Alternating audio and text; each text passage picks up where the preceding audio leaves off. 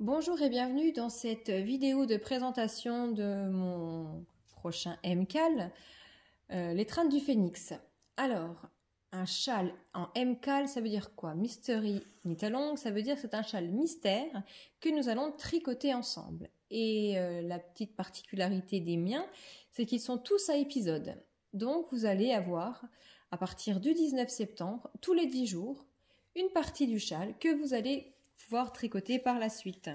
Petite nouveauté de cette année, il est mystère parce que vous n'allez pas le voir dès le départ, hein, vous allez voir progressivement. Vous allez recevoir donc des tutos et à la fin de chaque tuto, vous allez voir en photo ce que vous devez obtenir. Comme ça, il n'y aura pas de... Je ne peux pas gérer en fait un groupe et interdire à des filles de mettre des photos ou des choses comme ça. Donc, vous aurez les photos de ce que vous devez obtenir à la fin de chaque épisode. Alors, le MCAL du phénix, vous allez me demander si c'est difficile. Donc moi, j'ai envie de vous répondre, plus les châles que je fais sont difficiles, plus je fais des vidéos précises et du coup, ils ne deviennent plus du tout compliqués. Qu'y a-t-il comme point dans le châle du phénix? Alors, on va avoir de la brioche stitch, donc du point brioche, de la côte anglaise bicolore. Vous allez avoir également des torsades, mais également de la dentelle. Mais quelle forme il a ton châle?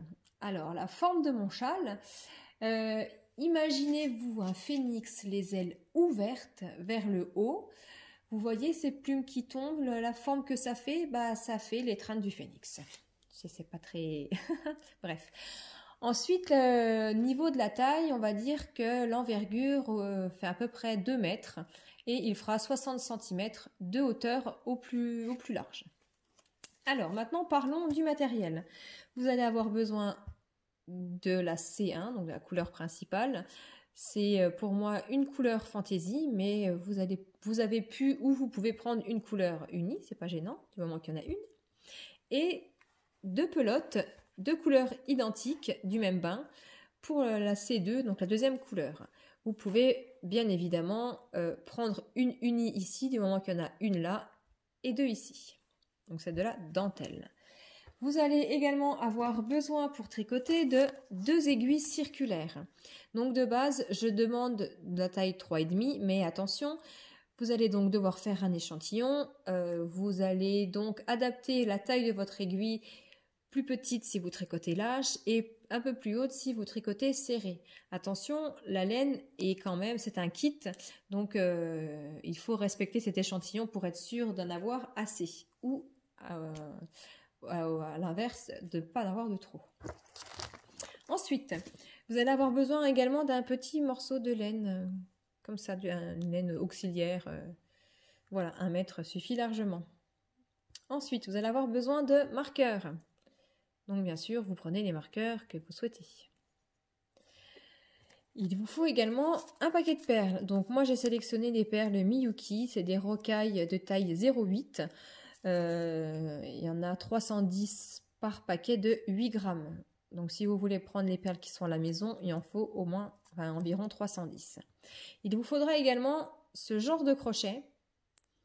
Donc c'est du 0,6. Et en fait, il va falloir mettre la perle dans le crochet. Donc, il faut que ça passe dedans. Voilà, je pense avoir fait le tour le tour du châle, pardon, et des fournitures qu'il faut. J'espère que vous serez nombreuses à le commencer. Petite nouveauté aussi, les traînes du phénix, si vous êtes joueuse de Knitich, il va vous rapporter un point. En plus, ça n'a pas patron officiel. Et après, si vous prenez les couleurs de votre maison, aïe, aïe, aïe, aïe, aïe. Voilà, alors je vous dis à très vite. Et d'ici là, choisissez bien vos couleurs.